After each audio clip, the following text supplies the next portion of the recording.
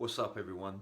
If you want to blow up your forearms and your biceps, then give paused reverse curls a go. Let's get into it. So all you do on this exercise is just before you lock your elbows at the bottom, when they're flexed about 30 degrees, you pause there for about 1 to 2 seconds. Then you complete the lift. What that pause does is it greatly increases the stress onto the brachioradialis muscle, which is your forearm, and also the brachialis muscle, which is the outside head of the bicep. That's the part that makes your arm look big when you're not flexing, and also from the front angle, it makes your arm look wider. You can also do this exercise with a hammer curl. So, like I'm doing here with a hammer grip bar or with a pair of dumbbells.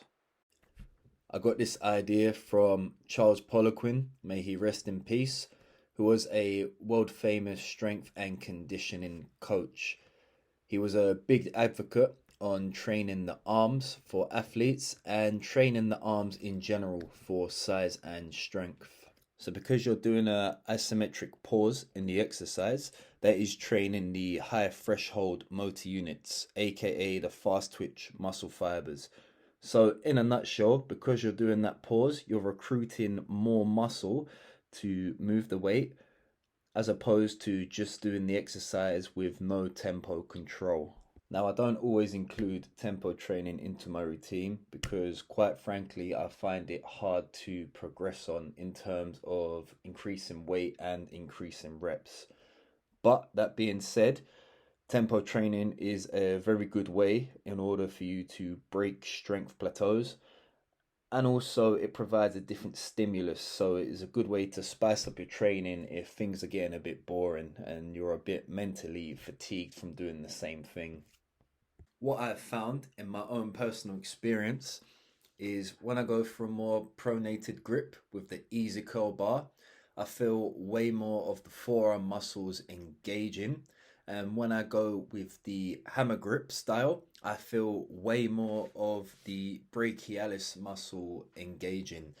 It's almost like a night and day difference just from a simple change of grips. So take that into consideration if you want to try these exercises.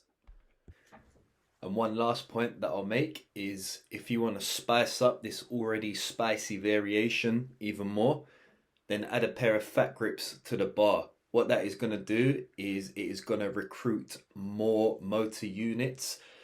It's going to tax your forearms more and tax your grip a lot more. And because of all of that, you won't be able to lift as much weight. So you'll be getting more out of less weight.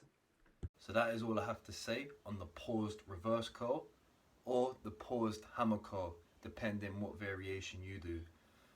So give it a go, see if you like it, drop a comment below, all of that good stuff. That is all I have to say on that. Peace.